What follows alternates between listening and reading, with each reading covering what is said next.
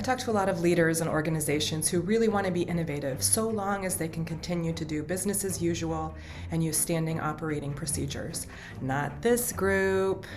Here at United States Space Command, our goal is to become the leader for warfighting innovation. The next 100 years of space exploration are going to depend on how far away from Earth we're talking. I don't know much about space, but I do know that we exist in an age of accelerating change. The next 100 years of space is going to definitely be an exciting time.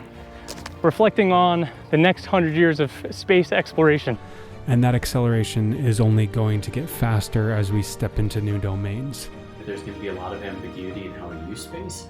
It's a vast resource. How vast, we don't know. I kind of see exploration maybe taking the form of something like the Lewis and Clark expedition.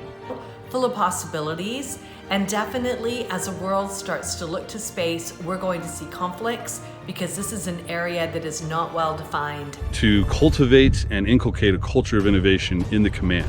The lessons of the past will become less and less useful. And I think we have the ability to do it differently.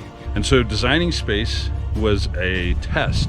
And what will define our success going forward is how capable we are of creating and capitalizing on new opportunities to learn things that nobody has had to learn before.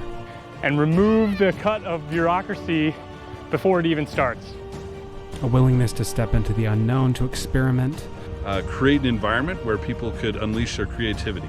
In order to design the Designing Space program. Getting people to think about problems differently than they normally do. To envision new realities and bring them into being. They'll often come up with potential solutions that they wouldn't have thought about using their normal problem-solving methodologies. That will be the decisive advantage in space. Bake it into everything that we do. The art is much more along the lines of trying to figure out which solutions or potential solutions aren't worth keeping, which ones might need a little bit of tweaking, and then which ones are actually really great solutions to really thorny problems. And what got us here won't get us there. It was thrilling to participate in the development of Designing Space. It was definitely a time to stretch ourselves. Because we had the courage and commitment to use design thinking and human-centered design principles and processes, creativity, empathy, rapid prototyping, courage, and even a little bit of vulnerability. Design mindsets and methods are uniquely suited to help us cast off our old linear modes of thinking.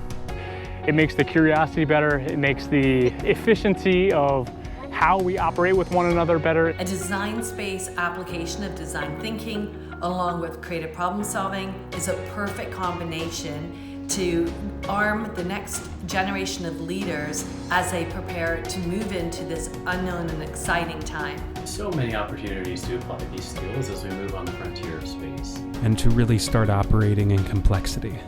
Even if we have all the organizational support and the technological capabilities.